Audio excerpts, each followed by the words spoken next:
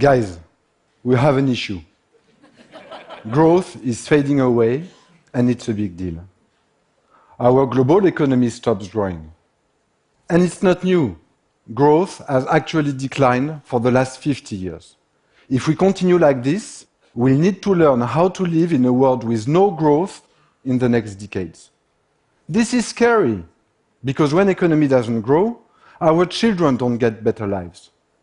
What's even scarier is that when the pie does not grow, each of us gets a smaller piece. We're then ready to fight for a bigger one. This creates tensions and serious conflicts. Growth matters a lot. If we look at the history of growth, times of big growth have always been fueled by big manufacturing revolutions.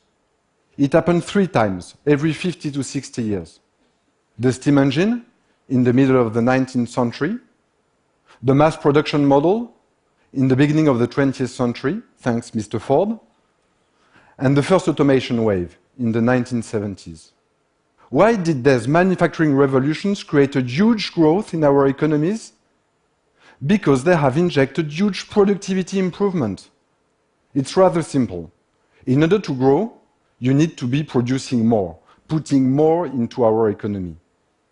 This means either more labor, or more capital, or more productivity. Each time, productivity has been the growth lever. I'm here today to tell you that we are on the verge of another huge change, and that this change, surprisingly enough, is going to come from manufacturing. Again. It will get us out of our growth slump, and it will change radically the way globalization has been shaped over the last decades. I'm here to tell you about the amazing fourth manufacturing revolution that is currently underway. It's not as if we've done nothing with manufacturing since the last revolution. Actually, we've made some pretty lame attempts to try to revitalize it. But none of them has been the big overhaul we really need to get us growing again.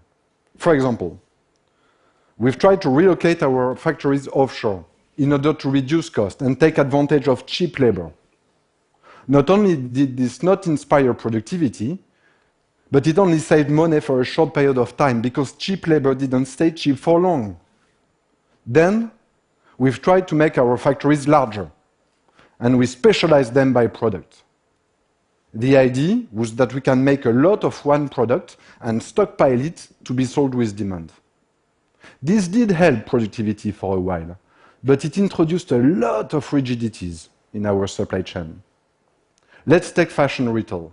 Traditional clothing companies have built these offshore, global, rigid supply chains. When fast fashion competitors like Zara started replenishing their stores faster from 2 collections a year to 1 collection a month, none of them has been able to keep up with the pace. Most of them are in great difficulties today. Yet, with all of their shortcomings, those are the factories we know today. When you open the doors, they look the same as they did 50 years ago. We've just changed their location, their size, the way they operate. Can you name anything else that looks the same as it did 50 years ago? It's crazy. We've made all the tweaks to the model that we could, and now we hit its limits. After all of our attempts to fix the manufacturing model failed, we thought growth could come from elsewhere. We turned to the tech sector. There's been quite a lot of innovations there. Just name one, the internet. We hoped it could produce growth. And indeed, it changed our lives. It made big waves in the media, the service, the entertainment spaces. But it hasn't done much for productivity. Actually, what's surprising is that productivity is on the decline, despite all of these innovation efforts. Imagine that. Sitting at work, scrolling through Facebook, watching videos on YouTube, has made us less productive? Weird. This is why we are not growing. We failed reinventing the manufacturing space, and large technological innovations have played away from it. But what if we could combine those forces? What if the existing manufacturing and large technological innovation came together to create the next big manufacturing reinvention? Bingo! This is the fourth manufacturing revolution, and it's happening right now. Major technologies are entering the manufacturing space, big time. They will boost industrial productivity by more than a third. This is massive, and it will do a lot in creating growth. Let me tell you about some of them.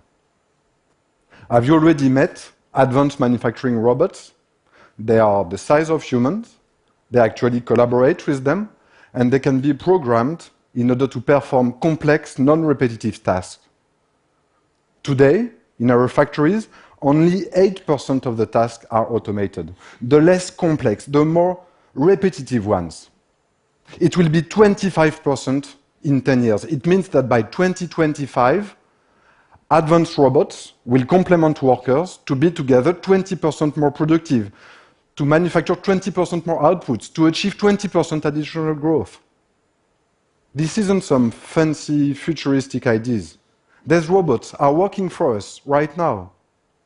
Last year in the US, they helped Amazon prepare and ship all the products required for Cyber Monday, the annual peak of online retail. Last year in the US, it was the biggest online shopping day of the year and of the history. Consumers spent $3 billion on electronics that day. That's real economic growth. Then there's additive manufacturing, 3D printing. 3D printing has already improved plastic manufacturing, and it's now making its way through metal. Those are not small industries. Plastic and metals represent 25% of the global manufacturing production. Let's take a real example. In the aerospace industry, fuel nozzles are some of the most complex parts to manufacture. For one reason, they're made up of 20 different parts that need to be separately produced and then painstakingly assembled. Aerospace companies are now using 3D printing, which allows them to turn those 20 different parts into just one. The result? 40% more productivity, 40% more output produced, 40% more growth for this specific industry. But actually, the most exciting part of this new manufacturing revolution goes much beyond productivity. It's about producing better, smarter products. It's about scale customization. Imagine a world where you can buy the exact product you want with the functionalities you need, with the design you want, at the same cost and lead time as a product that's been mass-produced, like your car or your clothes or your cell phone. The new manufacturing revolution makes it possible. Advanced robots can be programmed in order to perform any product configuration without any setup time or ramp-up. 3D printers instantaneously produce any customized design. We are now able to produce a batch of one product, your product, at the same cost and lead time as a batch of many. These are only few examples of the manufacturing revolution at play. Not only will manufacturing become more productive, it will also become more flexible, and those were exactly the elements of growth that we were missing. But actually, there are even some bigger implications for all of us when manufacturing will find its way back into the limelight. It will create a huge macroeconomic shift. First, our factories will be relocated into our home markets. In the world of scale customization, consumer proximity is the new norm. Then, our factories will be smaller, agile. Scale does not matter anymore. Flexibility does. They will be operating on a multi-product, make-to-order basis. The change will be drastic. Globalization will enter a new era. The east to west trade flows will be replaced by regional trade flows. East for east, west for west. When you think about that, the old model was pretty much insane. Piling up stocks, making product travel the whole world before they reach their end consumers. The new model, producing just next to the consumer markets, will be much leaner.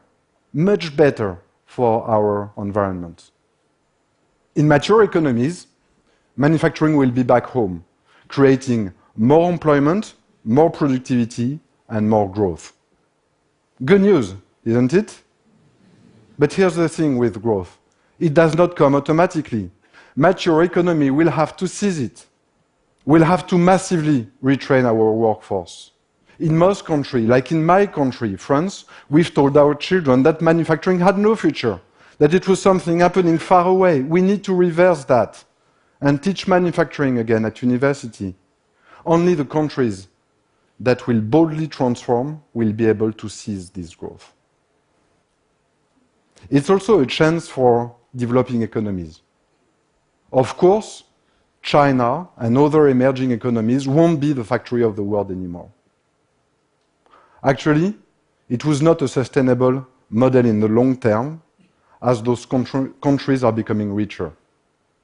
Last year, it was already as expensive to produce in Brazil as to produce in France.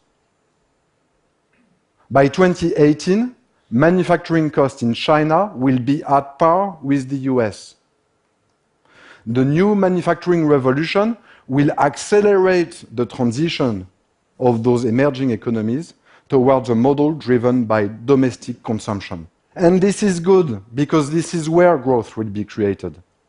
In the next 5 years, the next billion consumers in China will inject more growth in our economies than the top 5 European markets together.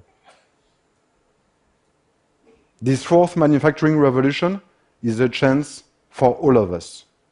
If we play it right, we'll see sustainable growth in all of our economies. This means more wealth distributed to all of us and better future for our children. Thank you.